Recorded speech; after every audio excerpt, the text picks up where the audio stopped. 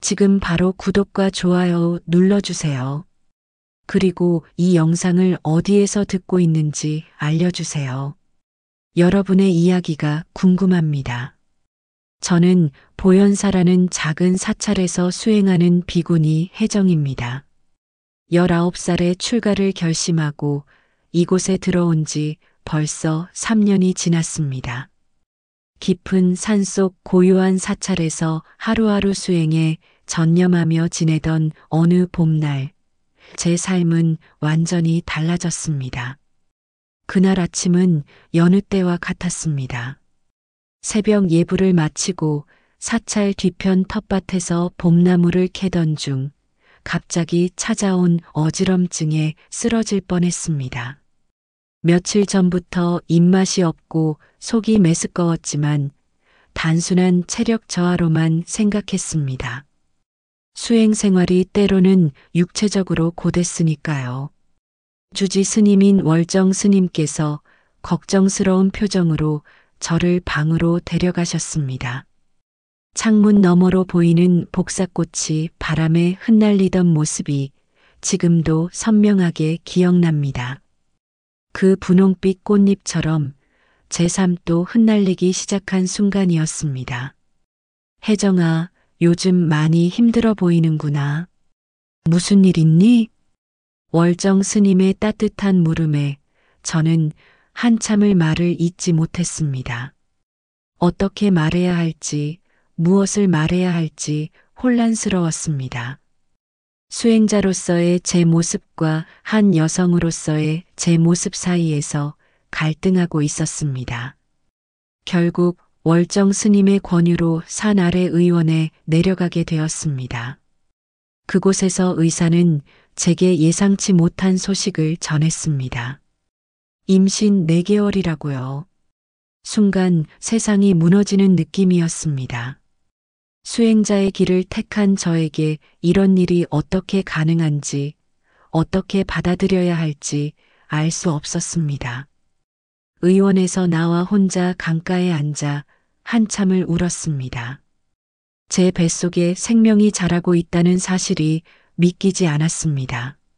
사찰로 돌아가 이 사실을 어떻게 말해야 할지, 앞으로 제 삶은 어떻게 될지 두려웠습니다. 수행자의 옷을 벗어야 할까요? 아니면 이 아이를 포기해야 할까요? 강물이 흐르는 소리만 들리는 고요 속에서 답을 찾을 수 없었습니다. 해가 질 무렵 마음을 다잡고 사찰로 돌아왔습니다. 저는 수행의 길을 선택했지만 결국 한 사람의 여성이기도 했습니다. 제 안에서 자라는 새 생명과 함께 과거의 기억들이 물밀듯이 밀려왔습니다. 출가하기 전 제 삶, 그리고 떠나온 사랑에 대한 기억들이 말입니다. 출가하기 전 저는 민서라는 이름으로 살았습니다. 21살 대학교 3학년이었던 저는 미술을 전공하며 화가의 꿈을 키우고 있었습니다. 그때 만난 태우는 같은 미대 선배로 조속과에서 공부하고 있었습니다. 첫눈에 반한다는 말이 진부하게 들릴지 모르지만 정말 그랬습니다. 저의 출가는 갑작스러운 결정이 아니었습니다. 어린 시절부터 불교에 관심이 많았고 대학에 다니면서도 종종 템플스테이에 참여했습니다. 하지만 결정적인 계기가 있었습니다. 대학 3학년 여름방학 가족여행 중 일어난 교통사고로 부모님을 모두 잃었습니다. 유일한 혈육인 부모님의 갑작스러운 죽음은 저를 깊은 절망에 빠뜨렸습니다. 슬픔에 잠겨 있을 때 태우는 제게 큰 위로가 되었습니다. 하루 종일 제 곁을 지켜주던 날들, 말없이 손을 잡아주던 시간들이 지금도 생생합니다. 서로의 상처를 어루만지며 우리는 가까워졌고 어느새 사랑에 빠져 있었습니다. 하지만 삶이 항상 우리가 원하는 대로 흘러가지는 않습니다. 태우는 유학을 준비하고 있었고 마침내 프랑스 파리의 미술학교에 합격했습니다. 떠나기 전날 밤 우리는 마지막으로 함께 시간을 보냈습니다. 별이 쏟아지던 그 밤에 우리는 서로에게 모든 것을 내어주었습니다. 다시 만날 수 있다는 약속과 함께 태윤이 떠난 뒤 저는 예상치 못한 어려움에 부딪혔습니다. 학교에서는 제 작품이 표절 의혹을 받았고 결국 한 학기 휴학을 결정했습니다. 억울했지만 맞설 힘이 없었습니다. 부모님도 없고 태윤도 없는 세상에서 저는 너무나 외로웠습니다. 그 즈음 우연히 보현사 템플스테이에 참여하게 되었습니다.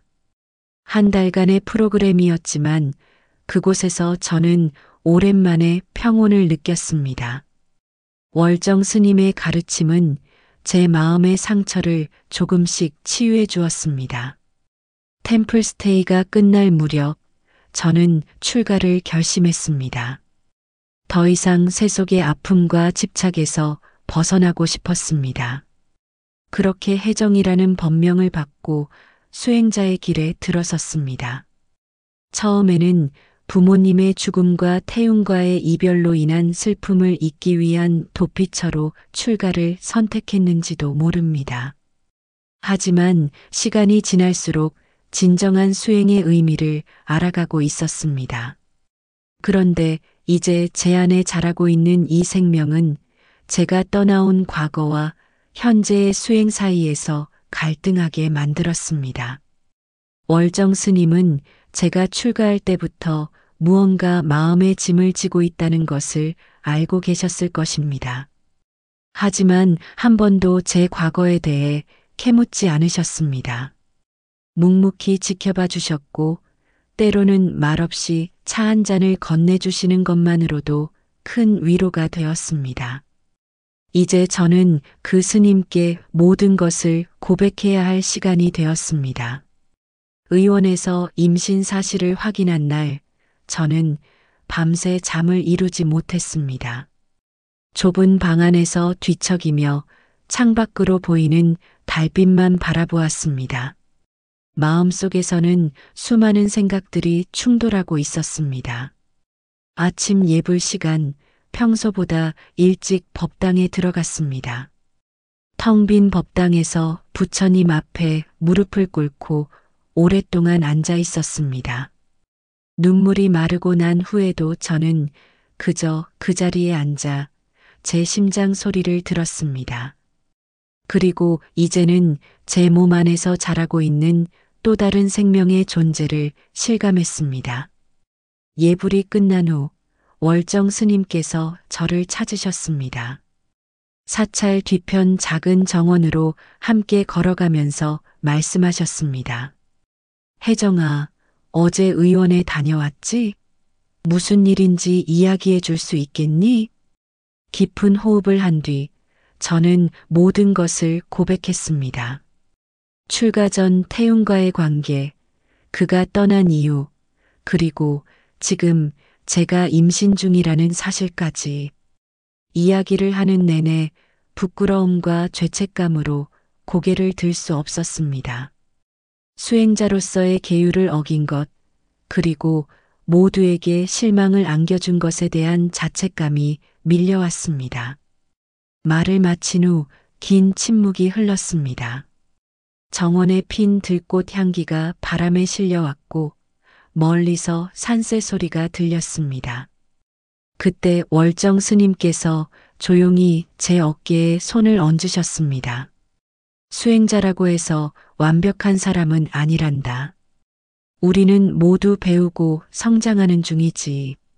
중요한 것은 지금 이 순간 내가 무엇을 느끼고 어떤 선택을 하느냐는 거야.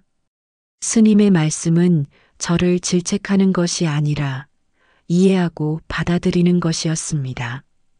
그 순간 가슴속에 쌓여있던 무거운 짐이 조금 가벼워지는 느낌이 들었습니다.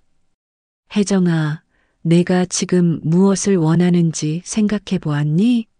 아이를 낳고 싶은지 아니면 다른 길을 원하는지. 이 질문에 저는 대답할 수 없었습니다. 제 안에는 두 가지 마음이 공존하고 있었습니다. 한편으로는 수행자로서의 삶을 계속하고 싶었고, 다른 한편으로는 이 아이와 함께하는 삶에 대한 막연한 그리움이 있었습니다. 태훈과 함께했더라면 어땠을까 하는 생각도 들었습니다. 시간이 필요하구나.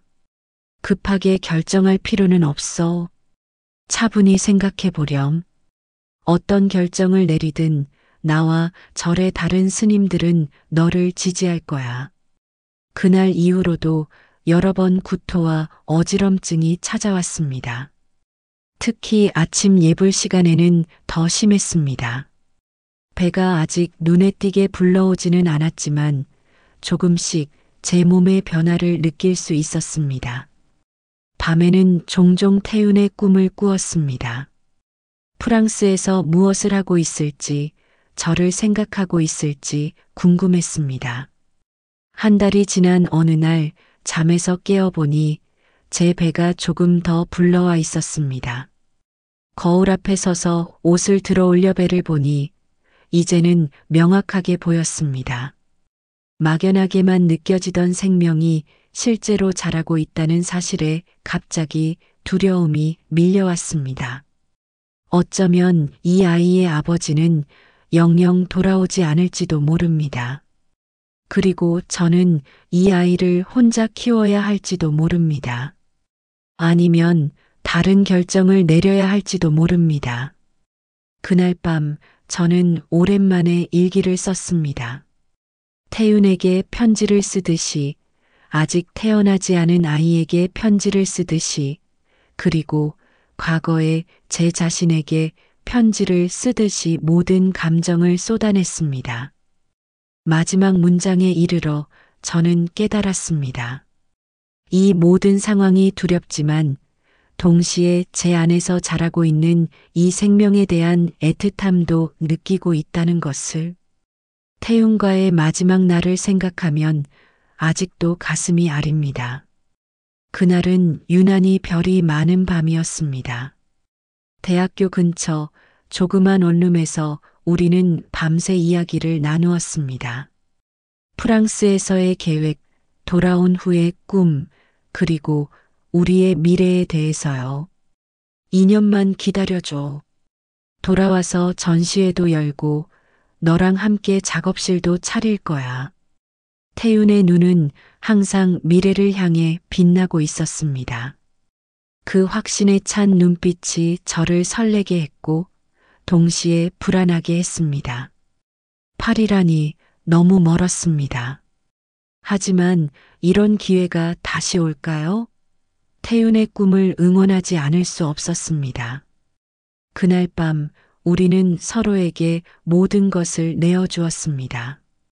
첫 경험이었기에 어색하고 서툴렀지만 그만큼 진실되고 순수했습니다. 서로의 온기를 느끼며 시간이 멈춘 듯한 느낌이었습니다. 그때는 이 밤이 우리에게 남긴 선물이 몇 개월 후에야 알게 될 줄은 상상도 못했습니다. 다음 날 새벽 태윤은 인천공항으로 떠났습니다. 하루 종일 비가 내렸고 저는 그 빗소리를 들으며 울었습니다. 처음 몇 주 동안은 매일 연락이 왔습니다. 파리의 풍경, 학교 생활, 그리고 저를 얼마나 그리워하는지에 대한 이야기들. 하지만 점점 연락이 뜸해졌습니다. 시차도 있고 새로운 환경에 적응하느라 바쁘겠지 이해하려 했습니다. 그러다 갑자기 부모님의 사고 소식을 들었습니다. 제 세상이 무너지는 순간이었습니다. 연락이 닿지 않는 태윤에게 수십 번 메시지를 보냈지만 답장은 오지 않았습니다. 나중에야 알게 되었습니다.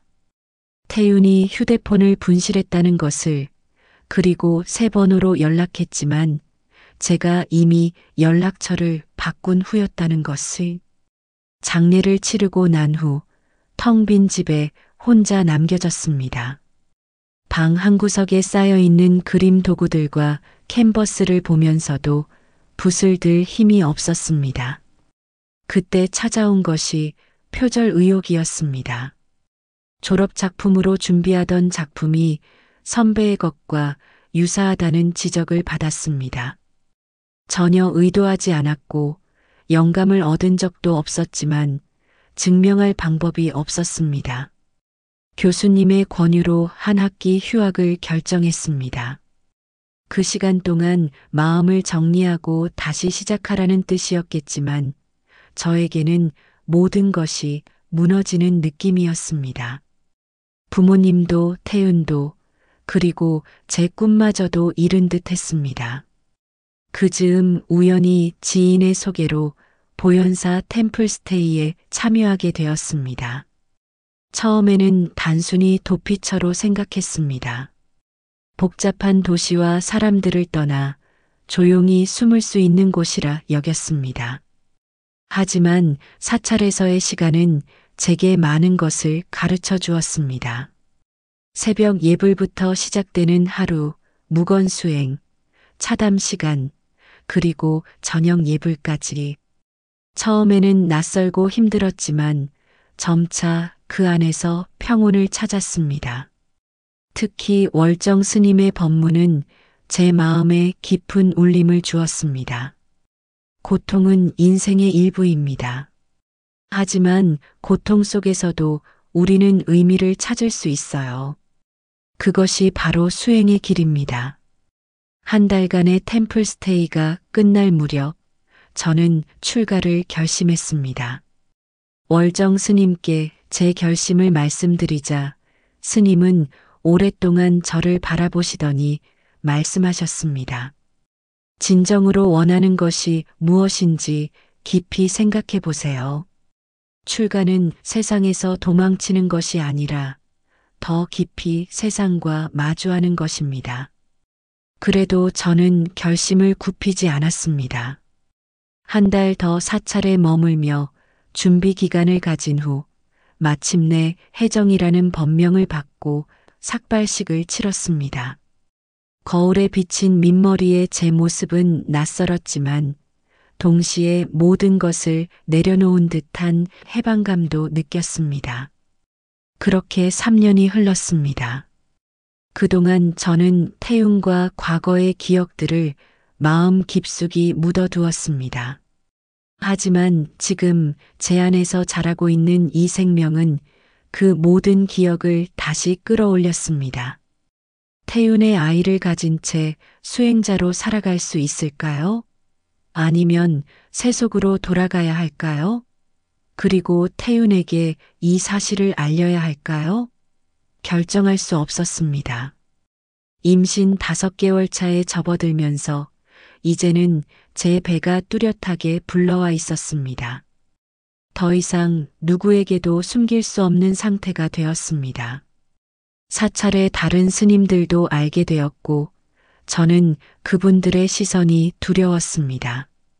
계율을 어긴 수행자에 대한 실망과 질책이 있을 거라 생각했습니다. 그날 아침 월정 스님께서 저를 별채로 불러주셨습니다. 거기에는 사찰의 다른 비구니 스님들도 모여 계셨습니다. 심장이 떨리고 손에 땀이 났습니다. 마치 재판을 받는 기분이었습니다. 혜정아, 내 상황에 대해 다른 스님들과 이야기를 나누었단다. 우리는 모두 내가 지금 어떤 마음일지 이해해. 월정 스님의 부드러운 목소리에 제 눈에서는 눈물이 흘렀습니다. 왜 이런 자상함을 받아야 하는지 이해할 수 없었습니다. 오히려 질책을 받는 편이 마음이 편할 것 같았습니다. 스님, 저는 계율을 어겼습니다. 수행자로서의 자격이 없습니다. 차라리 말을 잇지 못하고 흐느꼈습니다. 그때 오랫동안 침묵하셨던 원광 스님께서 말씀하셨습니다. 혜정아, 부처님께서는 자비를 가장 중요하게 여기셨어. 자신에 대한 자비도 마찬가지지. 우리 모두 완벽하지 않아. 수행자라고 해서 인간의 번뇌에서 완전히 자유로울 수는 없지. 제가 말을 이을 틈도 없이 성찰 스님께서도 다정하게 말씀하셨습니다. 출가 전의 일이잖니.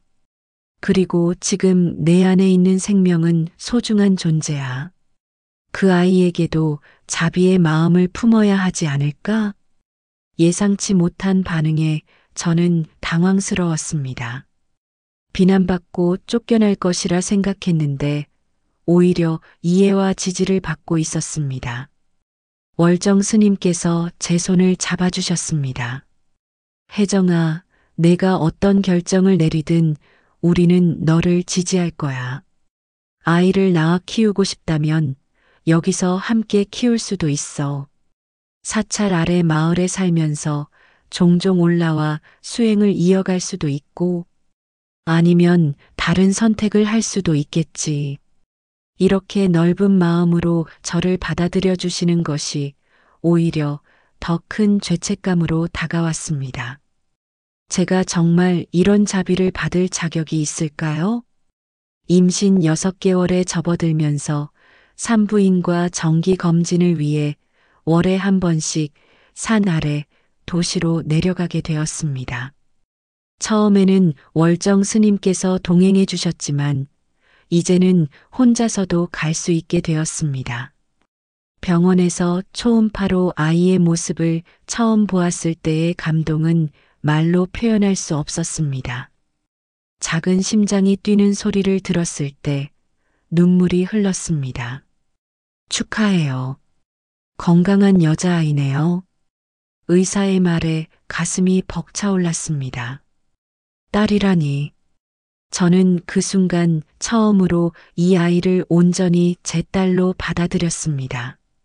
초음파 사진을 손에 들고 버스를 타고 사찰로 돌아오는 길, 창밖으로 보이는 풍경이 새롭게 다가왔습니다. 같은 길인데 이제는 혼자가 아니라 둘이 함께 걷고 있다는 생각이 들었습니다. 사찰에 돌아와 월정 스님께 초음파 사진을 보여드렸습니다. 스님께서는 오랫동안 사진을 보시더니 미소 지으셨습니다. 생명이라는 건 참 신비롭구나. 이 작은 존재가 앞으로 어떤 사람이 될까? 그 말씀에 저도 같은 생각을 하게 되었습니다. 제 딸은 어떤 사람이 될까요? 누구를 닮을까요? 태윤을 닮을까요? 아니면 저를 닮을까요? 문득 태윤에게 이 사실을 알려야 한다는 생각이 강하게 들었습니다. 아버지가 될 사람에게 이 사실을 숨기는 것이 옳은 일일까요? 그날 밤 오랜만에 컴퓨터를 켜고 태윤의 소식을 찾아보았습니다. 소셜 미디어에서 쉽게 찾을 수 있었습니다. 태윤은 파리에서 성공적으로 학업을 마치고 작은 전시회도 열었더군요. 몇 개월 전에는 한국으로 돌아와 서울에서 작업실을 차렸다는 소식도 있었습니다. 심장이 빠르게 뛰었습니다. 태윤이 한국에 있다니. 만나러 가볼까요? 아니면 메시지를 보낼까요? 아니면 그냥 잊어버릴까요? 갑자기 모든 것이 복잡해졌습니다. 머릿속에서는 수많은 질문들이 꼬리에 꼬리를 물었습니다. 태윤이 이 아이의 존재를 알게 된다면 어떤 반응을 보일까요? 책임을 지려 할까요? 아니면 부인할까요? 그리고 만약 태윤이 아이를 인정하고 함께 키우고 싶다고 한다면 저는 어떻게 해야 할까요? 수행자의 길을 포기하고 세속으로 돌아가야 할까요? 고민 끝에 짧은 메시지를 보냈습니다. 태윤님, 저 민서예요. 오랜만이네요. 잘 지내시나요? 중요한 이야기가 있어서 연락드립니다.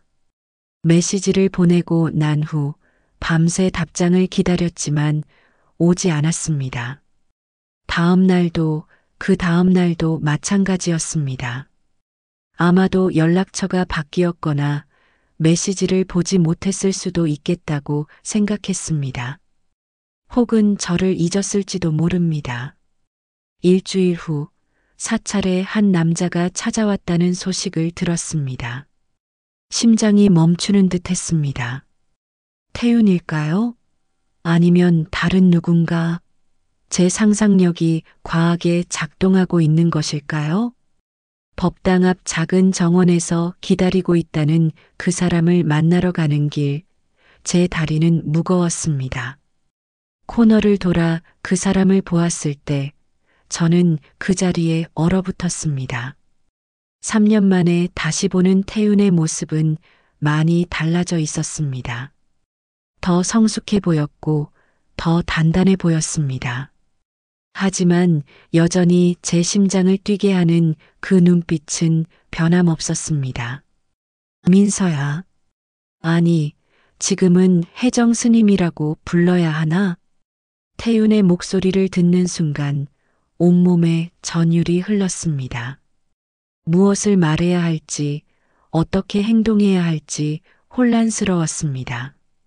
그리고 더 중요한 것은 제 불러온 배를 태윤이 보게 될 것이라는 사실이었습니다. 태윤과 마주서서 한동안 아무 말도 할 수 없었습니다. 봄바람이 불어와 제 회색 승복을 살짝 흔들었고 그 순간 태윤의 시선이 제 배로 향했습니다. 눈이 커지고 입이 살짝 벌어지는 모습을 보니 굳이 말로 설명하지 않아도 상황을 이해한 것 같았습니다. 혜정, 아니 민서야. 그것이 태윤의 목소리가 떨렸습니다. 저는 고개를 끄덕이는 것 외에는 어떤 말도 할 수 없었습니다. 태윤이 조심스럽게 다가와 제 앞에 서더니 무릎을 꿇고 앉았습니다. 그리고 조심스럽게 손을 뻗어 제 배에 가져갔습니다. 물론 직접 닿지는 않았습니다. 만져봐도 될까? 저는 망설임 없이 고개를 끄덕였습니다. 태윤의 따뜻한 손이 제 배에 닿는 순간 마치 전기가 흐르는 듯한 느낌이 전해졌습니다. 그리고 신기하게도 그 순간 아이가 힘차게 발차기를 했습니다.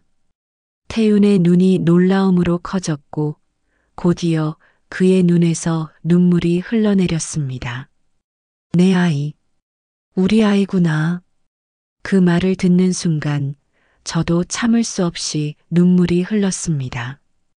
태윤은 조심스럽게 일어나 제 어깨를 잡았습니다. 왜 진작 연락하지 않았어?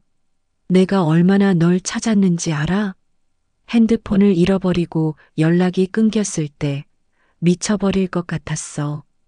돌아와서도 계속 찾았는데. 태윤의 말에 저는 놀랐습니다. 태윤도 저를 찾고 있었다니. 그동안 제가 얼마나 오해하고 있었는지 깨달았습니다. 난 출가했어. 모든 것을 내려놓고 싶었어. 부모님도 잃고 너도 떠나고 대학에서도 문제가 생기고 모든 게 무너지는 것 같았어. 제 말에 태윤은 깊은 한숨을 내쉬었습니다. 그의 눈에는 후회와 슬픔이 가득했습니다. 미안해, 정말 미안해. 내가 곁에 있었어야 했는데, 내가 그런 일을 겪을 때 함께하지 못해서 정말 미안해. 우리의 대화는 월정 스님의 등장으로 잠시 중단되었습니다. 스님은 우리를 보시고 미소를 지으셨습니다. 아이의 아버지를 만나게 되었구나. 차 한잔하며 이야기 나누렴. 저녁 예불 시간까지는 아직 여유가 있으니. 스님의 배려에 감사하며 태윤과 함께 사찰 내 작은 다실로 향했습니다. 찻잎에서 우러나오는 은은한 향기 속에서 우리는 지난 3년간의 이야기를 나누기 시작했습니다. 태윤은 파리에서의 생활, 작품 활동, 그리고 저를 찾기 위해 들인 노력에 대해 이야기했습니다. 파리에서 공부를 마치고 얼마 전 한국으로 돌아와서는 서울에 작은 작업실을 차렸다고 했습니다. 그리고 우연히 제 대학 동기를 만나 제가 출가했다는 소식을 듣고 여러 절을 찾아다니다가 마침내 보현사에 대한 정보를 얻었다고 했습니다. 정말 널 다시 만날 수 있을 거라고 생각하지 못했어. 그런데 이렇게 만나게 되다니. 그것도 우리 아이와 함께. 태윤의 눈에는 여전히 믿기지 않는다는 표정이 있었습니다. 저는 제 이야기를 시작했습니다. 부모님의 사고, 대학에서의 어려움, 그리고 출가를 결심하게 된 과정에 대해, 그리고 며칠 전에야 태윤에게 메시지를 보냈다는 사실도 말했습니다. 메시지? 못 받았는데. 아, 예전 계정을 거의 안 봐서 그랬나 보다. 미안해. 시간이 흐르며 우리의 대화는 자연스럽게 미래에 대한 이야기로 옮겨갔습니다. 태윤은 제 손을 꼭 잡고 물었습니다. 민서야, 아니. 혜정 스님, 이제 어떻게 하고 싶어? 난 너와 우리 아이와 함께 하고 싶어. 하지만 내 선택을 존중할게. 이 질문에 저는 대답할 수 없었습니다. 수행자로서의 삶과 한 여성으로서, 어머니로서의 삶 사이에서 갈등하고 있었습니다. 어느 쪽이 저에게 맞는 길일까요? 어느 쪽이 아이에게 좋을까요? 시간이 필요해요. 결정하기 전에 좀 더 생각해 보고 싶어요. 태윤은 이해한다는 듯 고개를 끄덕였습니다. 그리고 조용히 약속했습니다. 어떤 결정을 내리든 난 너와 우리 아이를 지지할게. 내가 수행을 계속하길 원한다면 난 정기적으로 찾아와 아이를 만날 수 있게 해달라고 부탁할게. 내가 세속으로 돌아오고 싶다면 우리 함께 가정을 이룰 수도 있고 전부 내가 결정해. 해가 저물어갈 무렵 태윤은 떠나야 했습니다. 다음 주에 다시 오겠다는 약속과 함께 그날 밤 저는 별이 총총한 하늘을 바라보며 생각했습니다. 이제 저에게는 두 가지 인생이 펼쳐져 있습니다. 하나는 수행자로서의 삶, 다른 하나는 태윤과 함께하는 삶. 어느 쪽이 저에게 진정한 행복을 가져다 줄까요? 태윤이 다녀간 후 제 마음은 더욱 혼란스러워졌습니다. 새벽 예불 시간에도, 공양 시간에도, 심지어 명상 중에도 집중할 수 없었습니다. 제 머릿속은 온통 태윤과의 재회와 앞으로의 결정에 대한 생각으로 가득 찼습니다. 이런 제 모습을 보신 월정 스님께서 어느 날 저를 따로 불러주셨습니다. 사찰 뒤편 작은 연못가에서 함께 걸으며 이야기를 나누었습니다. 혜정아, 요즘 많이 혼란스러운 모양이구나. 저는 고개를 숙이며 대답했습니다. 네, 스님. 어떤 결정을 내려야 할지 모르겠습니다. 수행자로서의 삶을 포기하고 세속으로 돌아가야 할까요? 아니면 여기서 아이를 키우며 수행을 이어갈 수 있을까요? 월정 스님께서는 연못의 물결을 바라보시며 잠시 침묵하셨습니다. 그리고 조용히 말씀하셨습니다. 출가라는 것이 세상을 등지는 것이 아니라 더 깊이 세상과 마주하는 것이라고 했던 말을 기억하니? 수행의 길이 꼭 사찰 안에서만 이루어지는 것은 아니란다. 그 말씀이 제 마음에 깊이 와닿았습니다. 스님은 계속해서 말씀하셨습니다. 진정한 수행은 마음의 평화를 찾고 자비를 실천하는 것이지 특정한 장소나 옷에 있는 것이 아니야. 내가 세속에서 가정을 이루며 불법을 실천할 수도 있고 여기서 아이를 키우며 수행할 수도 있어. 중요한 것은 내 마음이 어디에 있느냐는 거지. 저는 스님의 말씀을 곰곰이 생각했습니다. 제가 출가를 결심했을 때는 세상의 아픔에서 도망치고 싶었던 마음도 있었습니다. 하지만 이제는 다른 것 같았습니다. 제 안에서 자라는 생명, 그리고 저를 여전히 사랑하는 태윤의 존재가 세상과 다시 연결되게 해주었습니다. 스님, 만약 제가 세속으로 돌아간다면 그것은 실패한 수행자가 되는 걸까요? 월정 스님께서는 부드럽게 미소 지으셨습니다. 수행에는 성공과 실패가 없단다. 단지 다른 길이 있을 뿐이지. 내가 어떤 선택을 하든 그것이 내 진정한 마음에서 우러나온 것이라면 그것이 바로 너에게 맞는 길이야. 그날 이후 저는 좀 더 마음의 평화를 찾을 수 있었습니다. 여전히 결정을 내리지는 못했지만 적어도 어떤 선택을 하든 그것이 잘못된 것이 아니라는 확신이 생겼습니다. 약속대로 일주일 후 태윤이 다시 사찰을 찾아왔습니다. 이번에는 작은 선물을 가지고 왔습니다. 아기를 위한 손뜨개 양말이었습니다. 직접 뜬 건 아니고 집 근처 수공예점에서 샀어. 우리 아기 발에 맞을지 모르겠지만 태윤의 수줍은 모습에 웃음이 나왔습니다. 이런 소소한 순간들이 제 마음을 조금씩 움직이고 있었습니다. 태윤과 함께 사찰 주변을 산책하며 저는 그동안의 고민을 이야기했습니다. 수행자로서의 삶과 어머니로서의 삶 사이에서 갈등하고 있다는 것, 그리고 어떤 선택이 아이에게 최선일지 고민된다는 것을. 태윤은 묵묵히 들어주었고 자신의 생각도 솔직하게 이야기해 주었습니다. 솔직히 말하면 난 내가 세속으로 돌아와서 우리 셋이 가족이 되었으면 좋겠어. 하지만 그건 내 욕심일 수도 있어. 내가 여기서 평화를 찾았다면, 그리고 여기서 아이를 키우며 수행하는 것이 내 길이라면 나는 그것도 존중할 거야. 중요한 건 내가 행복한 거니까. 태윤의 진심 어린 말에 가슴이 뭉클해졌습니다. 그날 태윤은 저녁까지 머물렀고 사찰의 다른 스님들도 태윤을 따뜻하게 맞아주셨습니다.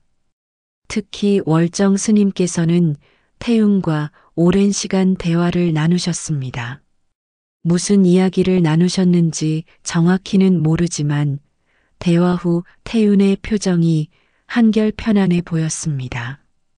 태윤이 떠나기 전 저는 조심스럽게 물었습니다. 태윤 씨, 만약 제가 여기서 계속 수행하기로 결정한다면 그래도 자주 와서 아이를 보게 해드릴게요. 그래도 괜찮을까요? 태윤은 잠시 생각하더니 고개를 끄덕였습니다. 물론이지. 매주 올게. 그리고 필요한 것은 뭐든 도와줄게. 아이에게 필요한 것들도 제공할 거고. 그리고 조심스럽게 덧붙였습니다. 하지만 솔직히 말하면 난 내가 돌아오길 바라고 있을 거야. 언제든 마음이 바뀌면 우리 집 문은 항상 열려 있을 거야. 태윤이 떠난 후 저는 방으로 돌아와 작은 손뜨개 양말을 바라보았습니다. 그리고 처음으로 진지하게 생각해 보았습니다. 과연 저에게 진정한 행복은 무엇일까? 수행자로서의 평화로운 삶 아니면 태윤과 함께하는 가족의 삶? 둘 중 어느 것이 저와 아이에게 더 나은 선택일까요? 임신 8개월에 접어들면서 몸이 많이 무거워졌습니다. 이제는 사찰 내 일상적인 활동조차 쉽지 않았고 다른 스님들의 도움을 많이 받게 되었습니다. 원광 스님께서는 제게 필요한 영양식을 따로 준비해 주셨고 성찰 스님께서는 임산부를 위한 가벼운 요가를 알려주셨습니다. 모두가 저와 제 뱃속 아이를 위해 배려해 주시는 모습이 감사했습니다. 태유는 약속대로 매주 사찰을 찾아왔습니다. 때로는 아기용품을, 때로는 제가 좋아했던 책이나 음악을 가져왔습니다. 서로 대화하는 시간이 늘어나면서 과거에 서로를 향해 품었던 감정들이 다시 피어나는 것을 느꼈습니다. 하지만 저는 여전히 결정을 내리지 못했습니다. 출산이 가까워 오면서 현실적인 문제들도 생각해야 했습니다. 아이가 태어난 후 사찰에서 기르는 것이 가능할까요? 영아의 울음소리가 수행자들의 평화를 깨트리지는 않을까요? 그리고 아이가 자라면서 필요한 교육과 사회활동은 어떻게 해결해야 할까요? 이런 고민을 월정 스님과 나누었습니다. 스님께서는 사찰 아래 마을에 작은 집이 있다고 말씀하셨습니다. 그곳은 원래 스님들이 요양할 때 사용하던 곳이란다. 지금은 비어 있으니 내가 원한다면 그곳에서 아이와 함께 지낼 수 있어. 아이가 좀 자라면 다시 사찰로 올라와 수행을 이어갈 수도 있고, 스님의 제안은 현실적이었고 감사했습니다. 하지만 그것이 정말 제가 원하는 것일까요? 태윤과 함께하는 가정은 포기해야 하는 것일까요? 어느 날 밤 잠을 이루지 못하고 사찰 마당에 나와 앉아 있었습니다. 아이가 태어난 지 일주일이 지났습니다. 작은 병원에서의 출산은 생각보다 순탄했고 태윤은 전 과정을 함께 해주었습니다. 우리는 딸에게 보연이라는 이름을 지어주었습니다. 보현사에서의 시간을 기억하며 그리고 보현보살의 자비로운 마음을 담기를 바라는 마음으로요. 지금 저는 서울 외곽의 조용한 아파트에 있습니다. 창문 너머로 보이는 풍경은 산속 사찰의 그것과는 많이 다르지만 제 마음은 이상하게도 평온합니다. 태윤은 매일 아침 작업실로 출근하기 전에 저와 보현이에게 인사를 하고 갑니다. 그리고 저녁이면 항상 작은 선물 하나씩을 들고 돌아옵니다. 때로는 꽃다발, 때로는 과일, 때로는 제가 좋아하는 책. 제가 세속으로 돌아오기로 결정한 그날 밤 이후 많은 일들이 빠르게 진행되었습니다. 월정 스님께서는 제 결정을 존중해 주셨고 환속을 위한 절차를 도와주셨습니다. 대신 한 가지 약속을 받으셨습니다. 혜정아, 아니, 이제 다시 민서로 불러야겠구나. 세속에서도 부처님의 가르침을 잊지 말거라. 내 안에 있는 불성을 항상 기억하고 자비의 마음으로 살아가길 바란다. 환속식은 조용히 진행되었습니다. 사찰의 모든 스님들이 모여 저를 위해 기도해 주셨고 축복해 주셨습니다. 3년 동안 함께했던 스님들과의 이별은 아프지만 따뜻했습니다. 이제 제게는 새로운 수행의 길이 열린 것이니까요. 태윤의 도움으로 서울에 정착하게 되었고 출산 전 모든 준비를 마쳤습니다. 태윤은 저에게 프로포즈도 했지만 저는 조금 더 시간이 필요하다고 말했습니다. 오랫동안 수행자로 살아온 제게는 모든 것이 너무 급작스러웠으니까요. 태윤은 이해해 주었고 기다리겠다고 약속했습니다. 보현이가 세상에 나온 날 처음으로 그 작은 생명을 품에 안았을 때의 감동은 말로 표현할 수 없었습니다. 그녀의 작은 손가락, 고요히 감겨있는 눈꺼풀, 그리고 작은 입술의 움직임까지 모든 것이 경이로웠습니다. 그 순간 저는 깨달았습니다. 이것이 제가 찾던 평화였다는 것을. 출산 다음 날 월정 스님께서 병원을 찾아오셨습니다. 스님께서는 보현이를 안아보시고는 미소 지으셨습니다. 참 복 있는 아이로구나. 이 아이는 전생에 많은 선업을 쌓았을 거야. 두 분이 잘 키워주길 바란다.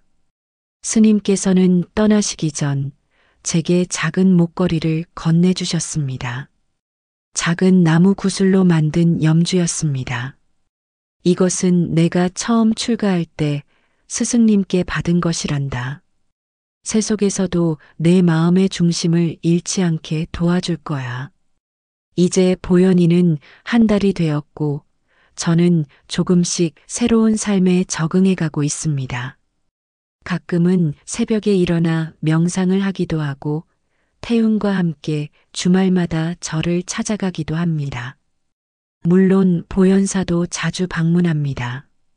월정 스님과 다른 스님들께서는 항상 저와 보현이를 반갑게 맞아주십니다. 어제는 태윤이 특별한 제안을 했습니다. 그의 작업실 옆에 제가 그림을 그릴 수 있는 공간을 마련했다고 합니다.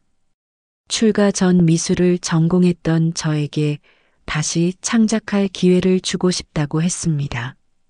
민서야, 넌 항상 그림을 그릴 때 가장 행복해 보였어. 보현이가 좀 더 잘하면 다시 그림을 그려보는 건 어때?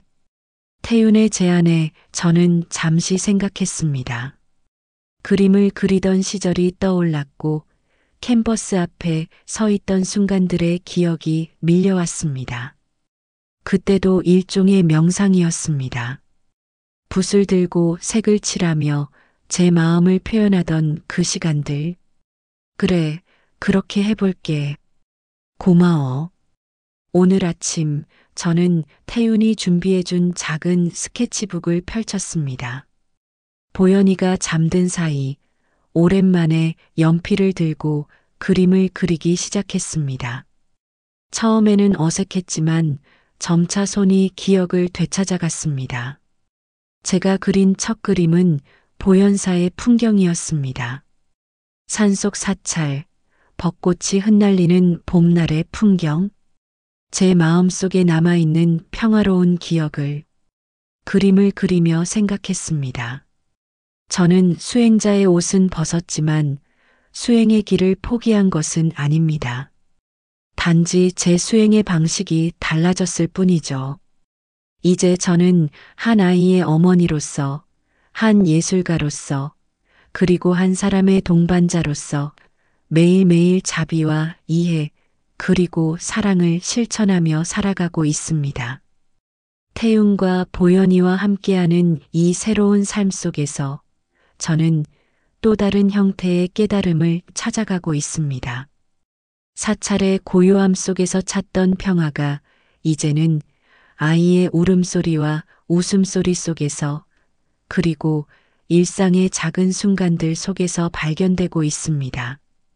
창밖으로 보이는 하늘이 유난히 맑은 오늘, 저는 문득 월정 스님의 말씀을 떠올립니다.